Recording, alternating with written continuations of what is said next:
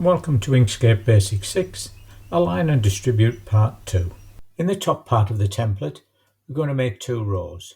They are different size frames, so we'll concentrate on the top frame, and the gaps between the frames are 2.8 vertically, and to the second row, 3.2 millimeters. In the bottom part of the template, I've shown the panes for each window, and they are 10 by 4 in each window frame. In the bottom template, where there are 10 by 4 panes, this will be the template for the sticky labels or the hand cut. Once these are cut out, these actually fit perfectly in all of the window frames above. So if we take a look at that, that's exactly where they will fit. Now, Align and Distribute makes this a lot simpler than trying to do each one by hand. Each of the top frames is 34.69 by 19.62 and the lower 34.69 by 24.56.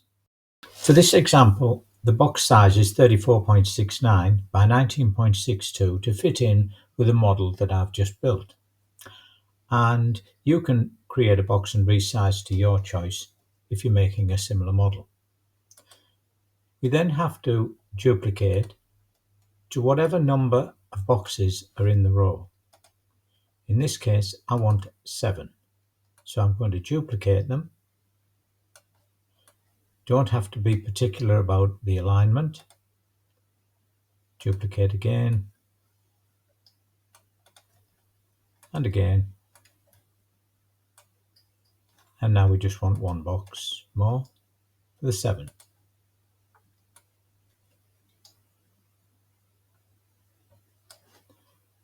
We now want to align them and distribute them evenly. So we surround them first, then go to Object and go to Align and Distribute at the bottom. You can use Shift plus Control plus A if you wish.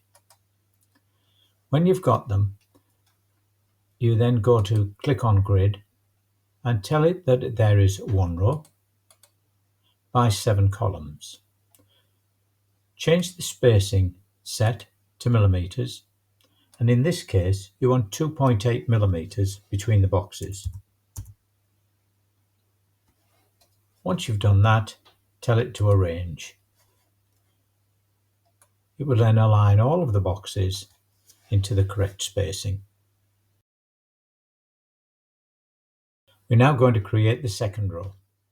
To do this, the first thing to do is to surround the first row and go to Object, Group, and you can use Ctrl plus G if you prefer. While it's highlighted, right click and go to Duplicate.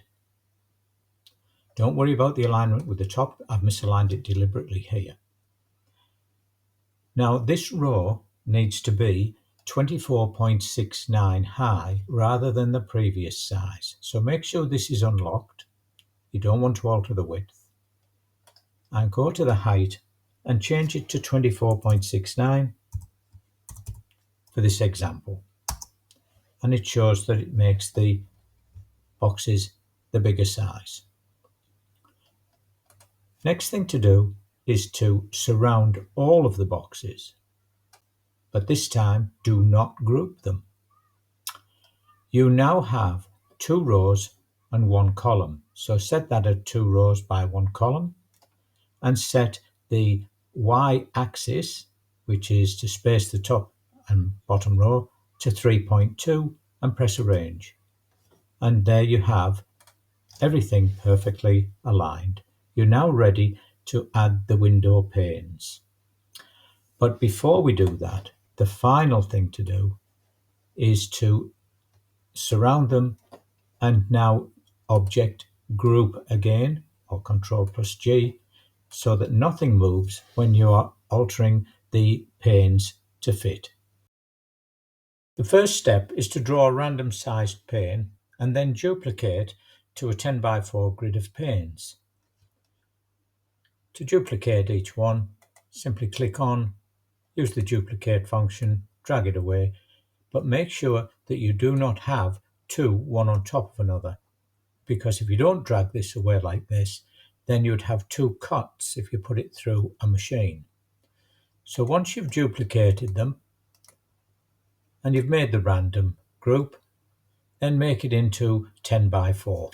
I've added some on-screen notes here to make it easy for you to hold the video and then take some notes from it. The first thing to do is to surround but not group the window panes. Go to Align and Distribute and change the grid to 4 rows by 10 columns and make the gaps 0.5 of a millimetre and arrange. We now need to change that to the size of the window frame itself. Now we go under the size of frame so that there's a gap at the end of each of the panes, and we make it 34 by 19.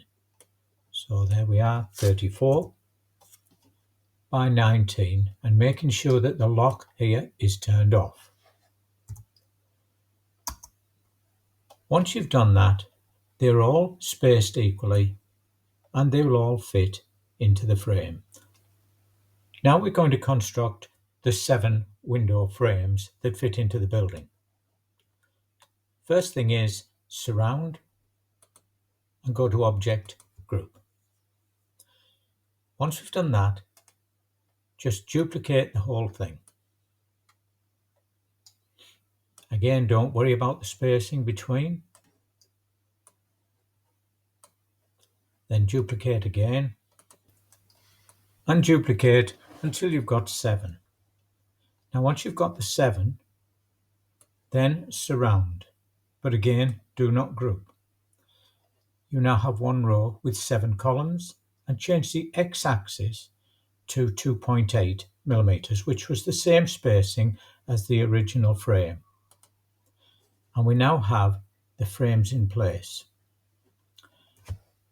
Now what we have to do is remove the actual frames around each of these. So we then Object, Ungroup.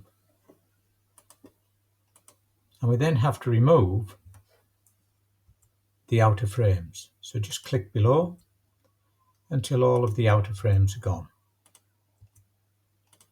If you click outside, it will just take the box and not the window panes. It's important now that you surround and group. You now have the full set of window panes that will fit into the window frames themselves. So I've just brought in the frames that we originally made, and these are the window frames. So if we now just drop the window frames into here, we can see that they actually fit. You can move them up and down, as you can see there, just if you need to manipulate. And if there are any minor alterations to make, now is the time to do it. Because what you've got now, once you've done that for the bottom row as well, which would need an extra row to make it into there, it is then that you pull this out,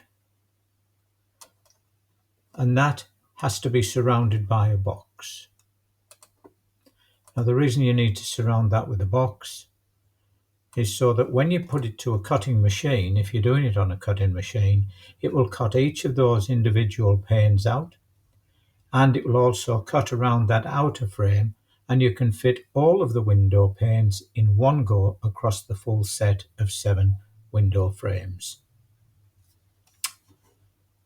I hope this has been helpful, and any questions, please just contact me on YouTube on the channel, and I'll try my best to answer.